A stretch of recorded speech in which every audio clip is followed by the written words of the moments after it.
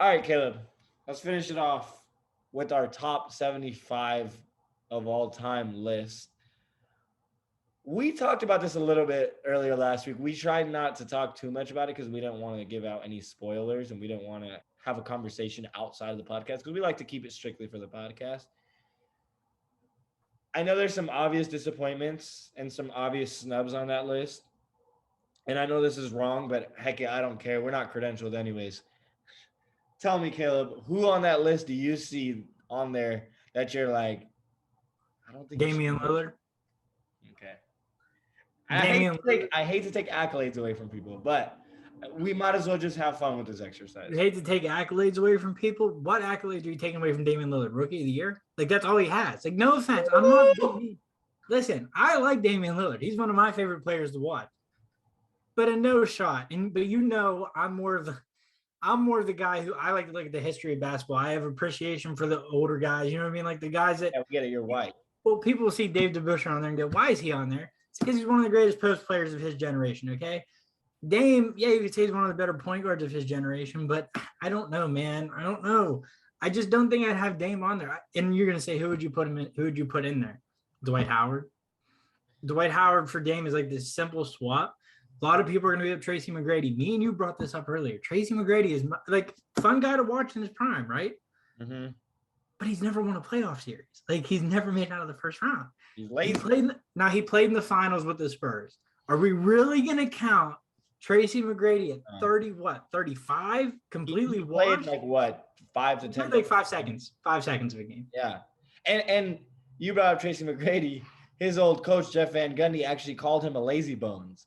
He said himself, McGrady just never worked hard. His mom, or not his mom, his girlfriend actually said at the time that Tracy McGrady used to spend all summer playing video games. This is a guy that didn't start playing basketball till he was 16 years old. Well, video games are cool. We play Fortnite. Well, yeah, but you stopped. But we're also not NBA players. I feel like whenever you reach a certain level and you get paid a certain amount of money, it's got to be like, all right, well, I got to put the video games down. No, you never have time to put the sticks down. But no, I like the Dwight Howard argument. I think that's obvious. You got a guy that can we just go over every single accolade he has? Multiple time defensive player of the year, been to the finals as the main player on an Orlando Magic team. When was the last time you seen a center-led team make it to the NBA finals? You know what? And people are going to be like, yeah, but the Lakers won that series 4-1. Those games were a lot closer than the Can we series. Talk about the tip-in that Courtney Lee missed that he could have won? Listen, there was about 2 games that the Magic lost that could have went their way on one innocent little play. That could have changed the course of that whole entire series. You know what I mean? Like, it wasn't a blowout. Like, it wasn't a one-sided thing. People see, oh, Lakers 1-5 must have been one-sided. Like, no, it was a close series. Well, I want to talk about, you brought up a close series, right? And you brought up the fact that, well, people are going to say that they lost. Hey, they made it to the finals. Let's talk about a center or whatever. He doesn't want to claim to be a center, but a guy that made that list that didn't make it past the second round besides one time. Mm-hmm. And that's Anthony Davis. Where was Anthony Davis before? I don't know how Anthony Davis made that list. To be honest, like I'm being completely honest with you. People are like, yeah, but he just won a championship. Dwight was on that team too, doofuses. Like Dwight has double the numbers, double the accolades, and the same amount of championships, but more finals appearances and more of a better individual record in the playoffs than Anthony Davis does. Stop. I don't know, man. I don't know. And people are going to say, you're just jealous because Anthony Davis didn't want to be in the Celtics. No, I'm not. It is very blatantly obvious that Dwight Howard is like, has the better career, has the better accolades, like everything. Like maybe that's why they fought him here. Maybe Anthony Davis said, that's why I'm top 75 and you're not. And maybe Dwight was like, shut the heck up, you meanie. And then they fought. Well, I'm sure that conversation didn't go like that. Kyrie Irving, though, I'm surprised didn't make that list. I think you can easily stop game for Kyrie. We talk about Russ, Steph, Dame, all made the list. But yet somehow Kyrie doesn't make that list. When Kyrie hit the biggest shot probably in NBA history. And again, Andre Iguodala said himself, oh, Kyrie didn't even make the top 75. He said, he should have made the top 20. Which is ridiculous. That's a ridiculous claim. Yeah. I wouldn't put him top 20.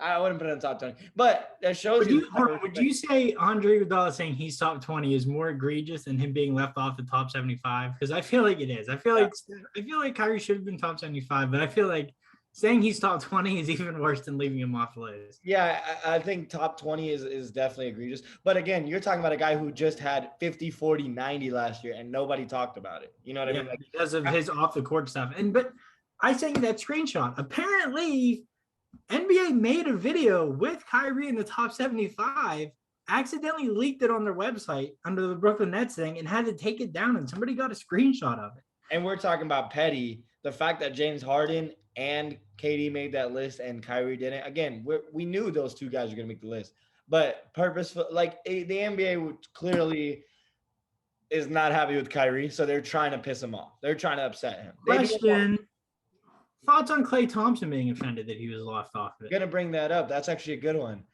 I would probably say Klay is. He was disappointed. He said it. He said he woke up and he said he was still annoyed by that list.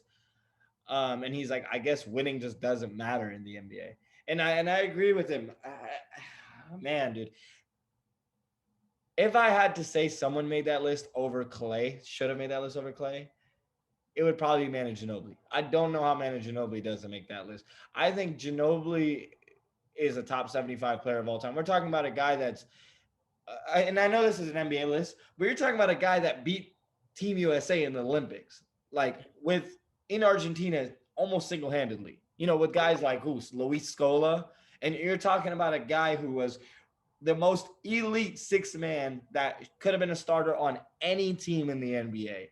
I do like Klay on there. I think he's right. I think he should be on that list. I see his argument for it. But also at the same time, I look at guys like Ginobili. I look at guys like even a Tony Parker. And I feel like that San Antonio, we take for granted. You know what I mean? Like the San Antonio whole image is, oh, well, they had blah, blah, blah, and this.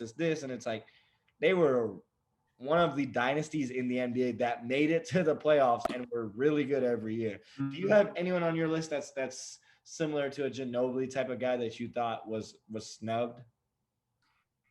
Did Tony Parker get it? I don't think Tony Parker got on. Tony Parker didn't make it either. That's kind of shocking to me that him, Ginobili, and Duncan were in that many finals together as a big three, and two of them are left off. Like, you mean to tell me I love Tim Duncan. You tell me Tim Duncan was the NLB was the only guy doing anything there. I love Tim Duncan. Don't get me wrong. Like, he's one of my favorite players, but you can't really say, oh yeah, he makes it easy, and then say, oh yeah, his two supporting cast members, they don't make it. That doesn't seem right to me. Yeah, I'd say Tony Parker, Ginobili are two like the biggest one. I say if I had to pick five that missed, I'd probably go Tony Parker, Ginobili, Dwight, and Klay. I don't know who that fifth person would be. Probably Kyrie. I'd probably put Kyrie in that five. Yeah, that'd be my five. They're like, oh my God, how'd they get left off? I'm probably with you on that five. I don't know who you would take off that list. It sucks to have to take away something from somebody else to give, credit to somebody. But at the end of the day, I'm pretty much content with that list. I like the list. I think a lot of people are always going to be upset with lists. You never know. Like, people are always going to be upset with, oh, this person got snubbed or this person shouldn't have made it. Carmelo Anthony. A lot of people said he shouldn't have made it. What are your thoughts on that? Do you think Carmelo should have made that list?